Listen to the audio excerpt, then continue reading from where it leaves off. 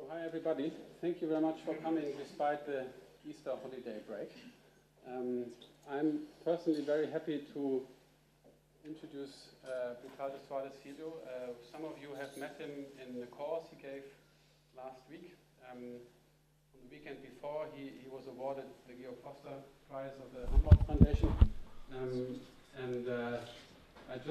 I don't want to say too much, and he can explain much better what he's doing. I just wanted to maybe repeat a bit of what I said when I introduced him in Bamberg, because in a way his work has influenced our work here at ZEF quite a lot, mainly because he was one of the first researchers in Brazil who started making his results in the form of data publicly available. So nowadays when you do research on the Amazon in Brazil, you first go to the Public Statistics Office, and all the stuff you don't find there, you find on his website. So if you do work on Brazil, it's always worth the visit. And I think he will now give us a pretty broad overview of all the big issues that he has been working on or will be working on in the future. I have sneak previewed a bit of it, so I can tell that I think if you don't know much about Brazil, it's going to be interesting, but also if you know and think you know a lot, then it will be interesting as well. So I hope we have a great discussion afterwards, and thanks for preparing the lecture. Thank you very much. It's a great honor, it's a big pleasure to be here. And I think it's just the beginning of a long-term collaboration, partnership with you guys. And well, thanks so much. Thank you, Zef. I still catch up with my German, so next time I can speak some Dutch. Okay. Well, I consider myself an environmental modeler. As a modeler, we like to say that modeling is all about help designing policy, and also evaluate policy choices.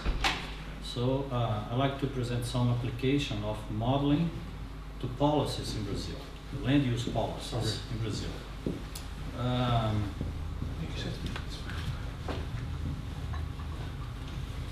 So despite over 20 years of talks at the United Nations Framework Convention for Climate Change, global greenhouse gases continue in full steam mode.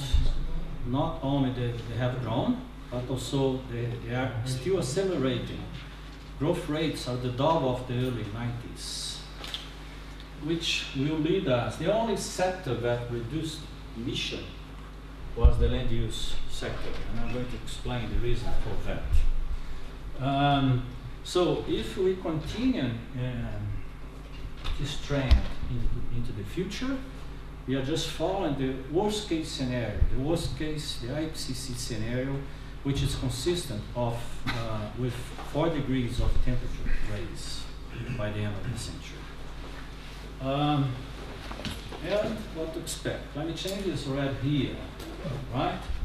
So it's not only a hotter planet, but also a planet with more and frequent extreme events. Although we still are denying this. So the signs are already here, but we can't remember what they mean, right? So last year in Paris, we made a tremendous step towards mitigate climate change. Although say we need to progress more. 146 nations pledged to give their own contribution to climate change mitigation, what is called the nationally determined contribution. But we need more to go to the future. And this Paris Agreement still need to be legally binding. They need to be subscribed or endorsed by 55 countries, top emitters. So still a long way to go. And so I would like to show some lessons from Brazil, because Brazil is a leader both achieving and committing to greenhouse gas emission reductions. Brazil was able to reduce its emissions by, let's say, by almost over 50%. Emissions per capita from 2005 to 2015. We are about 6% of German emissions per capita, which is, Germany is considered a clean, developed country if you compare to the US emissions. And Brazil's pledge to contribute to climate change mitigation, it's very ambitious. It's well above other developing countries. It goes beyond the US pledge. I think it's on par to the European Union pledge. So it's a big challenge, especially for a developing country. So what happened? Well, Brazil was a bad guy in the past. Deforestation was rampant in the Amazon. We had a very high rate of deforestation.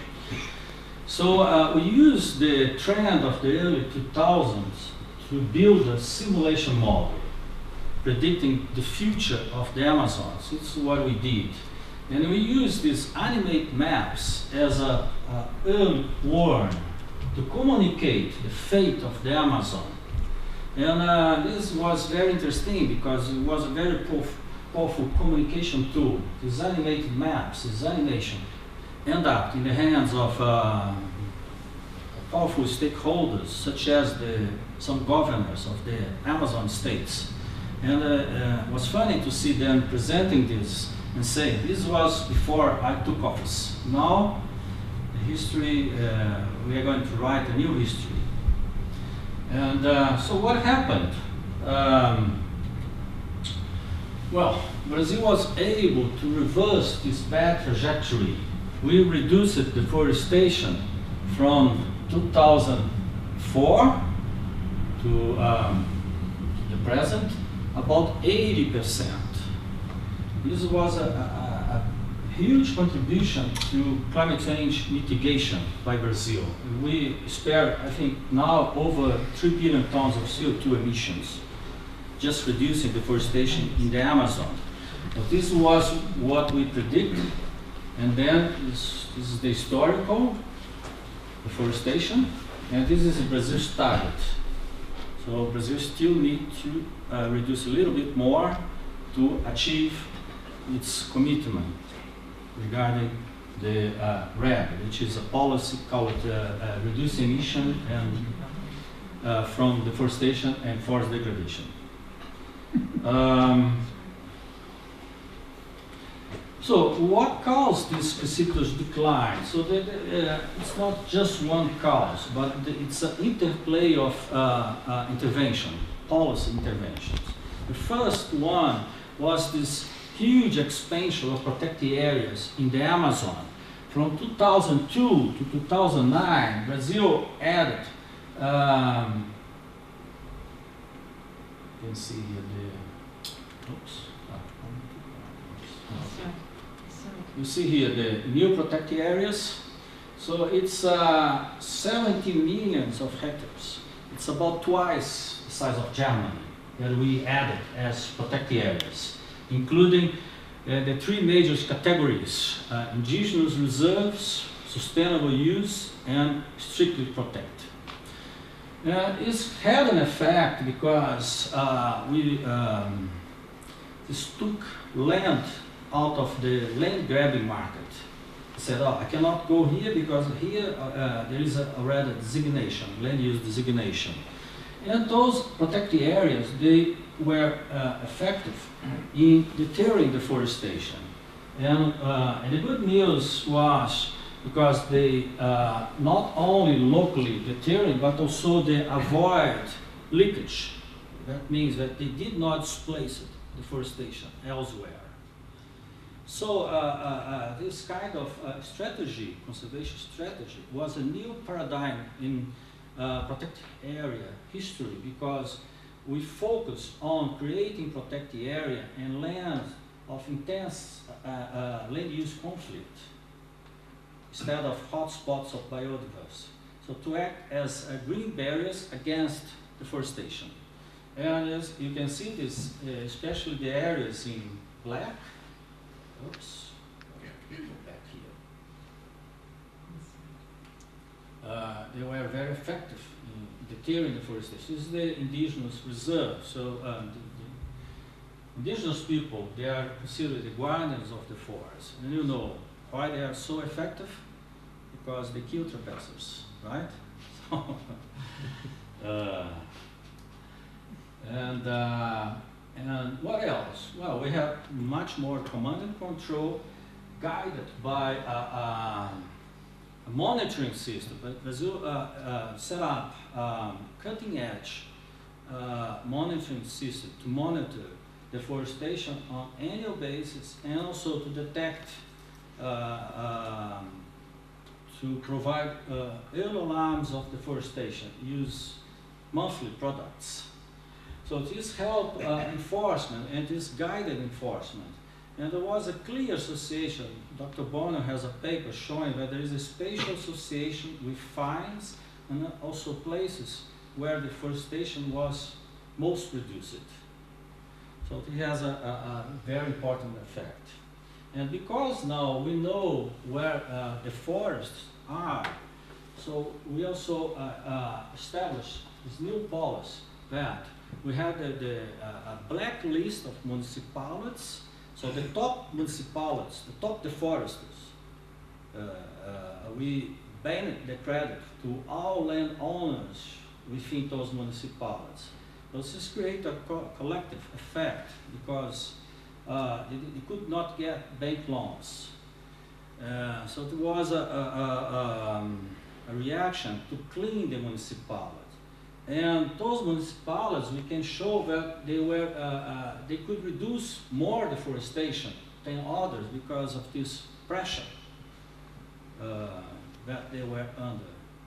And some of the blacklist municipalities, now they're called green municipalities because they were able to reduce deforestation. And now they are just focused on sustainable development. And what else? This is also interesting. The soy moratorium. You know that Greenpeace launched this campaign against McDonald's sandwich. They knocked on the McDonald's door and said, "Oh, you are deforesting Amazon." And the guy said, "Oh, how come it only sells hamburger sandwich?" Well, because you are buying soy, you are feeding the chicken that you sell here with soy coming from areas in the Amazon which are being deforested to grow soy. So this enforced a top-down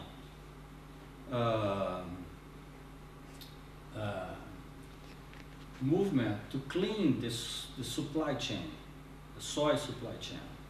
So this created what is called the soy moratorium. So the big trading companies, they don't buy soy grown on recently deforested land after 2006. And you can see, even with the expansion of soy in the Amazon, most of the soy, where I think over 97%, the soy expansion took place on the forest land in the past, not recently the forest. And this is different from the Cerrado and this part of the Cerrado. The Cerrado is our savanna biome. And well, at the same time, Brazil has become the second largest producer of agricultural commodities. Brazil is one of the top exporters, I think just after the US. Soy, now it's on par with India in terms of beef exports. And so this has, we can see two opposite trends. We have the agricultural commodity prices going up while deforestation is going down. And there is so Brazil is under a mounting pressure to increase agricultural production. It's expected Brazil increase its agriculture production by 40%, so the world can increase by 20. So Brazil, it's very important for Brazil, for the world, that Brazil increase its agricultural output. So this dilemma between conserving our large forest and also developing our agriculture is driving a contention among our society, whether it's feasible or not to match those goals. And of course, this contention has already produced a backslash. In 2012, there was a big revision to our forest code. Our forest code is the main conservation tool for conserving forest on private properties. Every rural property in Brazil must set aside part of the land as a legal reserve, which varies from 80% in the Amazon, so you can only use 20% of your land, to 20% in the other biomes. And also you need to conserve the riparian forest or native vegetation along river streams and also on the hilltops.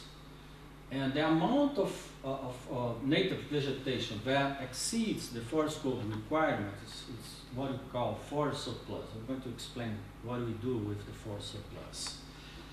And the revisions, the 2012 revisions, reduced it by almost 6%. What we call the forest code debt.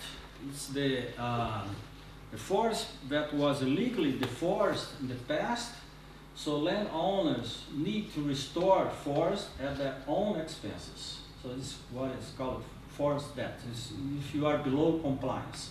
So the revisions grant a large amnesty to pass the forest, although it maintained the conservation requirements. Like we have now two laws, one for conservation and another one for restoration.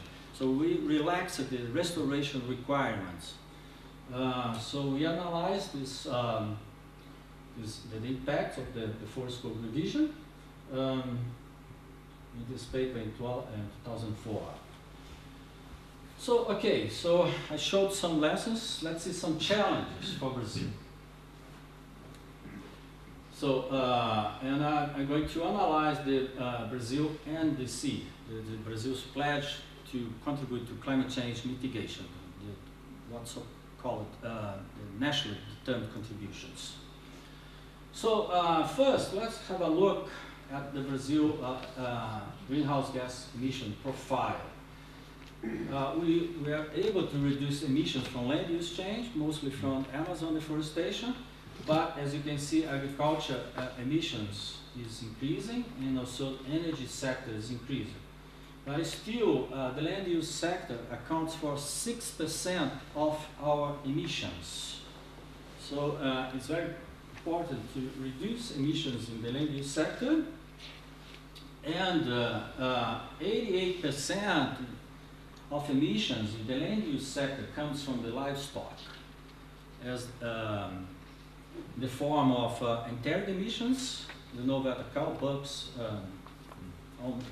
about 1 ton of methane or CO2 equivalent, methane by 1 ton of CO2 equivalent in methane per year, and also manure. So, and Brazil has a very large herd, as I'm going to show you. And Brazil and the sea, it's expected that we need to tackle these agricultural emissions because we are so planning to expand agriculture. So Brazil is aiming to develop what we call a low carbon agriculture in order to keep agricultural emissions low. And also to compensate the emissions from the energy sector that it's poised to increase due to consumption. Brazil is still a developing country. So we need to tackle both land use change and also the agricultural sector. So, for example, emissions from land use change must be reduced by 70%. So, in order to do this, Brazil has pledged to undertake large-scale measures related to land use change and forests. These are the four major targets of Brazil and NDC. To strengthen its low-carbon agriculture program called ABC, including the restoration or reformation of an additional 50 million hectares of degraded, what we call degraded pasture land. It's low productivity pasture land, which will total 30 million hectares by 2010. Also, we need to enforce the implementation of the forest code. We have a new forest code, so it's very important to show that now we need to enforce it. So it's going to be something real. It's not only a law, but we need to abide by the law. And also, Brazil is proposing to restore or reforest. This is not clear yet. 12 million hectares of forest. This could be half, could be just expansion of forest plantations, such as eucalyptus plantation. And also, we are proposing to end illegal deforestation, but only by 2030, which is kind of strange. And we are proposing to compensate for greenhouse gas emissions from legal suppression of vegetation. That means if you have more legal deforestation, we can compensate by restoring or regrowing forests elsewhere. Okay? These are the four major targets that I'm going to analyze here. So, in order to do this, Brazil is a very large country. So we say that we need to solve this complex territorial equation. This is what we do. We developed this countrywide land use change, and we have developed a model to do this. So let's first have a look at the cattle ranching in Brazil. Why cattle ranching is so important? You see that Brazil has a very large herd. It's about, now it's about 212 million heads.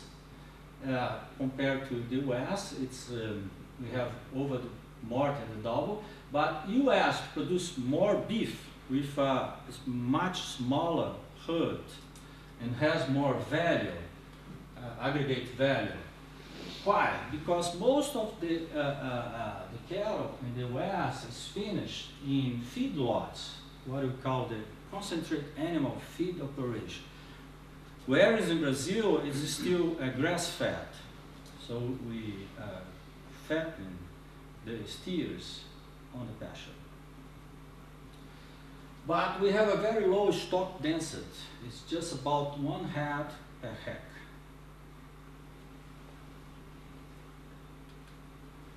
So in 2010, the World Bank addressed this question to us: can Brazil expand its agriculture without further deforestation? We said yes, it can, because we have a lot of pasture land. So we can expand, but we need to intensify cattle ranching. Cattle ranch must yield land to cropland expansion. And we said that, yes, we need to intensify from 1 to 1.5. It's like cutting the cow in half and put another half on the pasture land, right? It looks simple, but it's not. It's very complex and very hard to achieve. So we developed this model. You can see here the agriculture expansion. See here? Simulate agriculture expansion in Brazil. And meet now our new conservationists. Since then, cattle ranching intensification has become a priority, even a conservation priority. you can see NGOs head diving into cattle ranching intensification. Some NGOs are even raising cattle, doing some like cattle ranching experiment, intensification experiment. And the state of publications are suggesting that cattle ranching intensification could spare land for nature. This is based on the land sparing theory. I don't have heard of it, probably you know. Does it work? Well, not in Brazil. There is no evidence in Brazil. We see that increasing yields and agricultural expansion, there seems to be a synergy between both. You need higher yields in agribusiness because you have narrow profit margins and also to occupy marginal lands. So you may say that you have some forest expansion here in Europe, but you have export part of your agriculture. European Union import 39 tons for 1 ton of soy produced here, most from Brazil. So we are feeding the cattle here with our soybeans, right? There is no causation relationship. Agricultural expansion is not really the driver of deforestation, but a companion. Cattle ranching is the cheapest means to secure your claim over the land. So it's not actually underlying causes, but it's we say it's more like a companion. And there are market failures. Agriculture producing beef in Brazil is now a top priority. We have a plan to increase production by 40% to supply global markets. So consumption of beef is poised to increase. So we could have a shift on the supply-demand curve. And even so, price may not respond because the market is controlled by only few companies. 4 companies control almost half of the market. And among them, we have our national champion, JBS, with close ties to the ruling party of Brazil. Was the largest donor of the Brazilian election campaigns. Don't need to say much, right? Okay, so we have this now to analyze that restoration of 30 million hectares of pasture land in Brazil, the cornerstone of Brazil, ABC and NDC polos, will have a large impact on biodiversity because what they call degraded pasture land is still hold much biodiversity.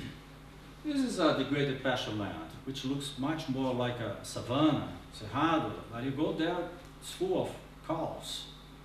We don't want to reform this pasture. We want to leave it this way. And also because as you reform pasture, you are going to increase the carrying capacity of those pasture lands.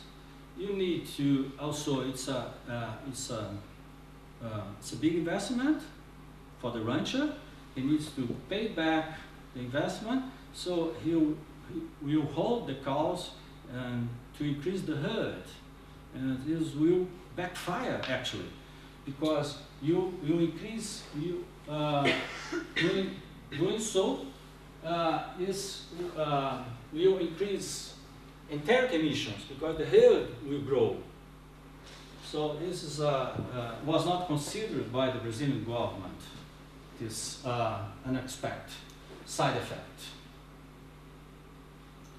Okay, let's move to the next one, enforcement of the forest code.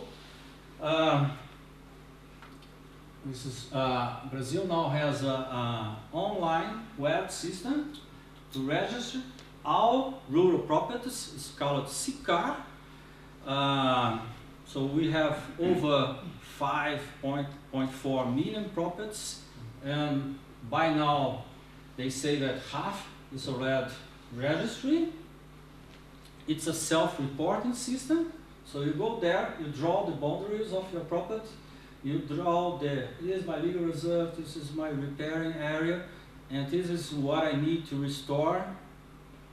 And the problem is the cost to enter the system is very low. It takes probably 1 day to go there and do everything.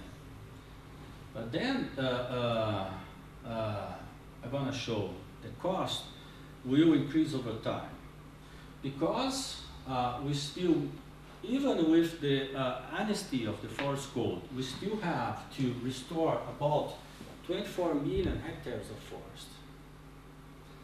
And this is almost 2/3 of Germany, right? Then we need to plant trees. And this is costly, especially if you need to plant trees or seedlings. It's very costly. So there is the Brazilian Bank of Development fund this project. So they spend 42 million reais only to restore only 2,000 hectares. This is about $7,000 per hectare. It's more than the land prices. So it's too costly for landowners to pay the bill, right? And so the cost of benefits of forest compliance is a very interesting graph, because it shows that, well, here you have benefits to be outside of the registry, because maybe you have lower probability to be fined, but also you have costs. So you have market restriction. For example, these big meat packer companies only buy from properties registry in the CAR. CAR is what we call the Cadastro Ambiental Rural, environmental registry. But as you enter the CAR, so you have more benefits, because the cost to enter are low. And now you have access to market, so you are under compliance. But then you need to also initiate what's called your commitment to restore your forest code debt. That is becoming expensive, because the government needs to monitor, needs to validate the system. And for example, we don't have cartographic maps to do so. We need to develop I think at least one by 2,000, by 10,000 at the scale, at the fine scale. We need very fine scale topographic maps to validate the system. And there is no automatic validation. So, for example, my state has only 2 people to do the visual validation or to do field inspection. So this is going to be very expensive, both for the government and for the landowner. So let's see what happens.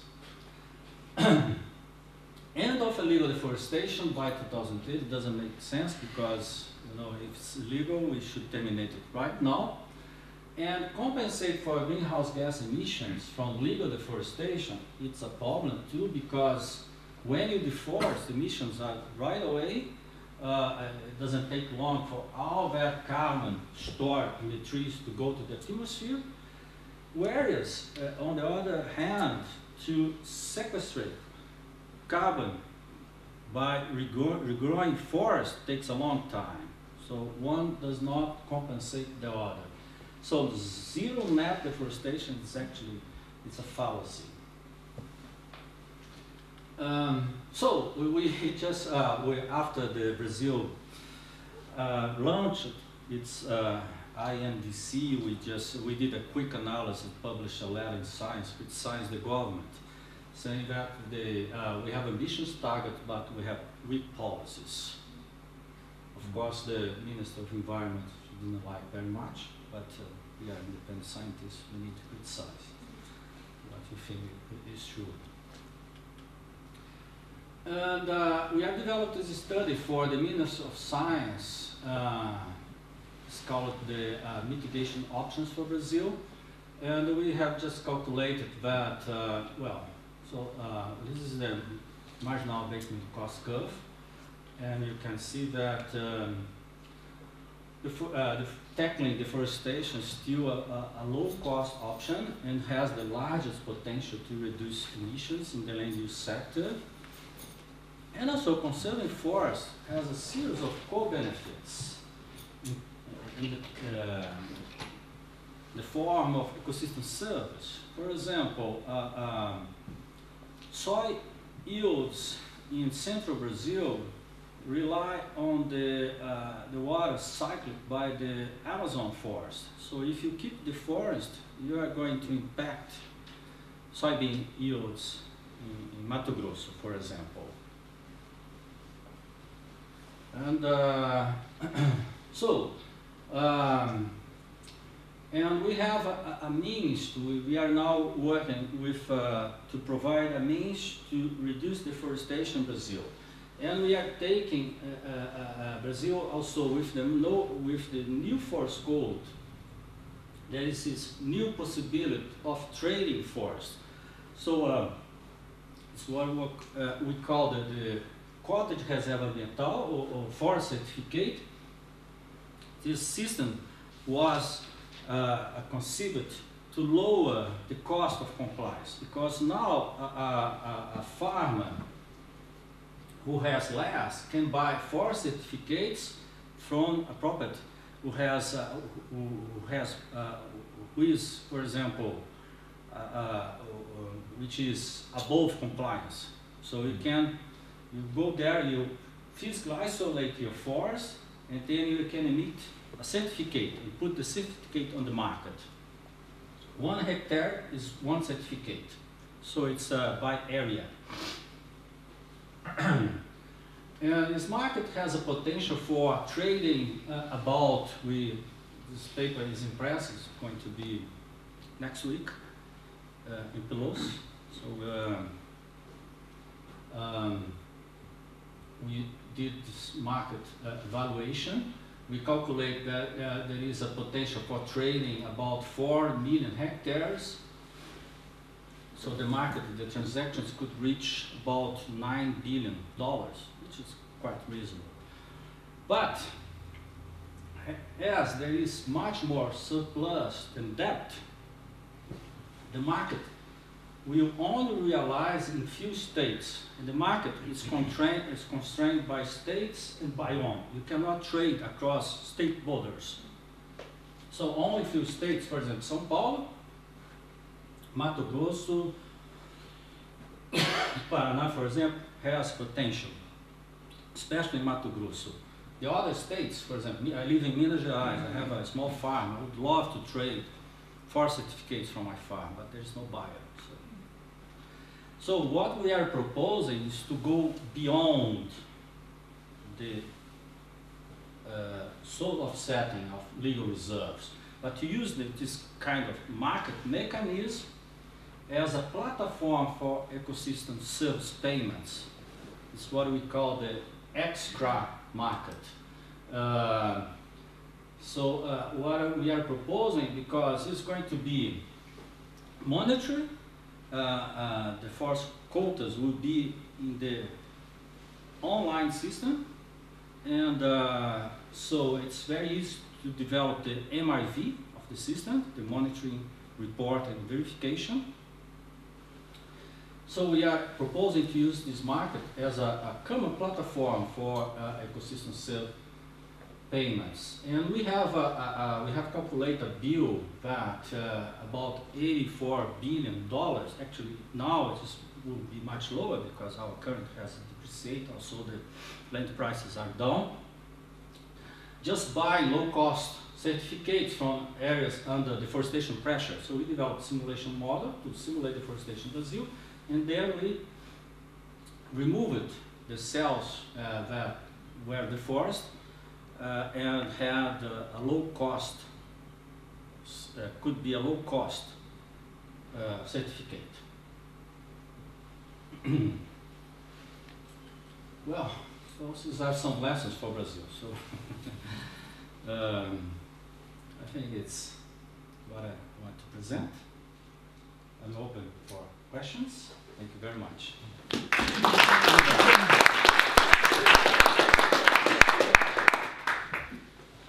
Okay, bombard him with questions.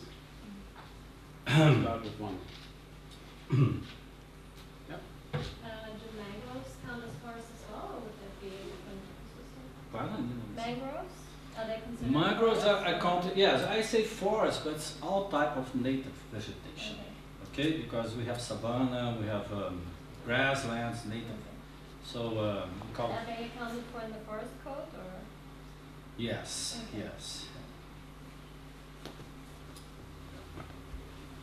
How do you account for quality of forest? I would imagine that there can be a huge difference, particularly if you cut down rainforest, which is very biodiverse. It's not the same to. So yes, this is the new forest code established that you only can trade within the same biome and preferentially within the same state. But now, for example, you could buy forest certificates from protected areas in the Amazon to expropriate in holdings. And yes, that it's so you cannot trade Amazon forest for Cerrado. But this is for the offsetting, for the market, for offsetting legal reserve.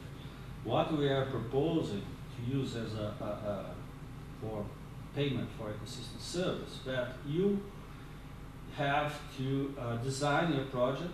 So if you are interested in conserving biodiversity, so you need first to map biodiversity, then you go there, encourage landowners to emit forest certificates on that specific regions, and then you go to the market, buy those certificates.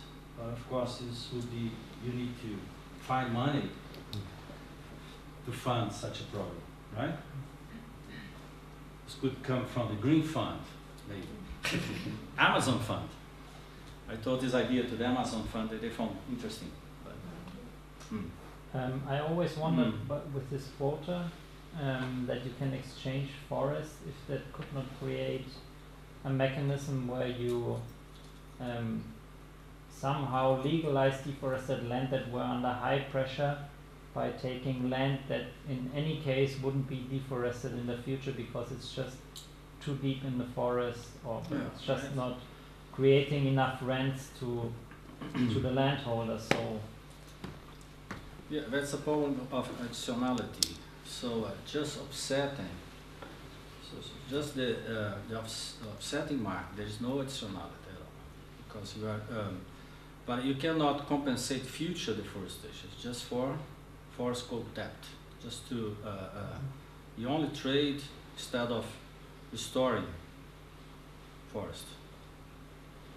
The problem is, for example, if you allow trading across states, you might buy forest certificates from the far places in the Amazon. So these will have no additionality at all because those certificates are not under pressure of deforestation. exactly. Yeah. So we need to constrain. Actually, we analyzed the market in the beginning. For example, we did this analysis for the Ministry of Finance, and therefore the unconstrained market would work better, and we found the opposite, that we need to constrain the market to only biome states. And even forget about buying certificates from protected areas, because one protected area in the Amazon could clear the market. Just one protected area.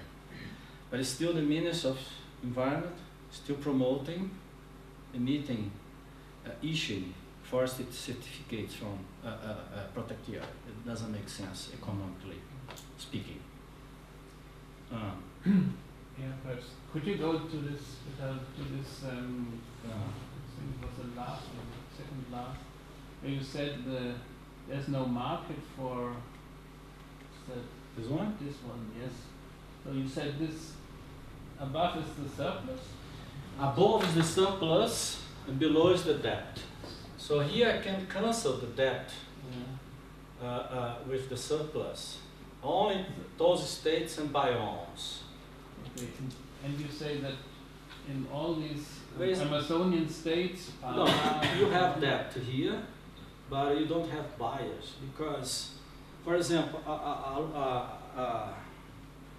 cattle rancher, he doesn't have capital to buy for a certificate. He would rather abandon pasture land and leave it for to regrow vegetation. So this forest certificate market is pretty much oriented towards agribusiness. So especially sugarcane in São Paulo, sugarcane region in São Paulo, and soybeans agribusiness in Mato Grosso. So it will not work in the Amazon. only Mato Grosso. Pará, you have a lot of, and the market, it's you have a much more surplus than debt. And the thing is, to issue a certificate, there is a cost for landowners. So I will need to pay the cost, and then I place my certificate on the market, and I don't sell. So So the barrier is what, the cost to selling or the cost of buying? no, the barrier is to issue a certificate. I need to hire a topographic survey. I need to isolate, build a fence. I need to register my certificate in a notary office. I also need to deposit my certificate in a market trading. And this will build to a reasonable amount of money. And so I must be sure that I can sell my certificate before I take these steps. I not take these steps. And if I'm not sure, if I'm not certain that I'll be able to sell, like for example, Minas Gerais, we have a lot of forest surplus, but we don't have buyers. Because the people who are below forest compliance, they don't have capital to buy, and they are not interested because they have the rents, land use rents are very low, so the opportunity cost for them are not high. Yeah, just follow up comment to this. It's not only if they could buy it, yes, it's also that the supply is so high that you wouldn't make a profit out of your certificate supply, right? The surplus doesn't make a profit because the market has would have the same price as the cost. The market right? will be flooded by cheap certificates anyway, so it's yeah. not You need profitable. the market, in order to market to work, you need a balance, right? It's like a stock market. If you have too much supply, prices plummet.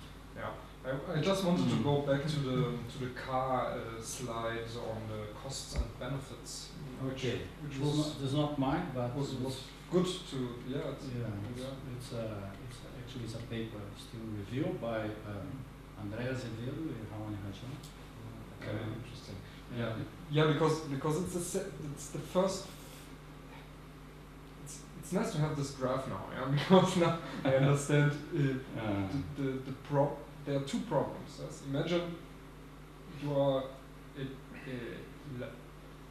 large holder, right? Why should you register, right? Because you will lose in the end. Yes? And the other question is, but you need to register in order to participate in the market. For example, you cannot sell your beef, your cattle, if you don't have the car. You cannot get credit loans. but what is then the but you could still continue doing your stuff illegally. Illegally, yes. And also, there is some. Rajan has a paper showing that deforestation has not reduced it within properties, within the registry, because they are not really monitoring.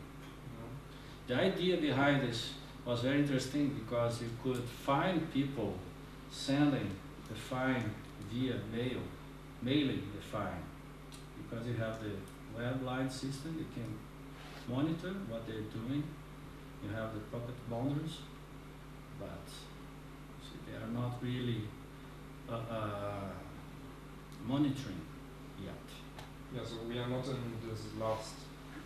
Yeah, we are just here. We are just here. So in the cost, but it will come. the entry cost is low. Yeah.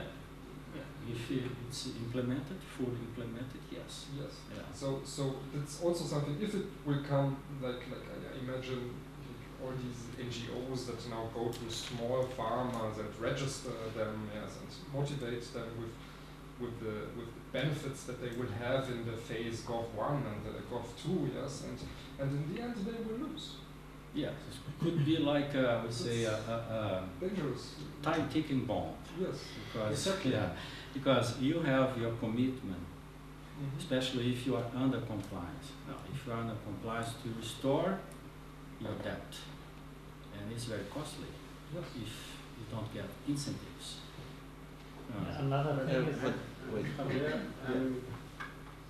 I mean, I just also want to ask about the proposal of including the environmental services. So, who do you see as the buyers? So that will increase the scope of. Yeah, buying for the example, state. big utility companies, they could buy, for example, in the headwaters. I have the farm in the watershed that supplies the water for my city. So they could develop like a for water regulation, conservation, and then they go there and promote this. But instead of develop their own financial mechanism, the good thing is you don't need for each project to develop the project financial mechanism, because you just need to go there and encourage the farmers to put the certificate in the market, and then you go there, buy those certificates where you are interested in. That's the idea, to use it as a platform. And I was glad that there was this announcement recently by the Forest Service that is in charge of regulating. It's not regulated yet, and they said that they were thinking of using this as a tool to promote payment of for ecosystem service. And I said, oh, they think that's their idea. It's like that film Inception, where you plant the idea in their minds. They think it's their idea. So I said, oh, very glad. Oh, you had a very good idea. So it's be excellent because, for example, we don't have, Brazil is not in favor of a market for red, right? It's with the Brazilian government, it's red, for example, the market for red is not going to be regulated in Brazil, not in the foreseeable future.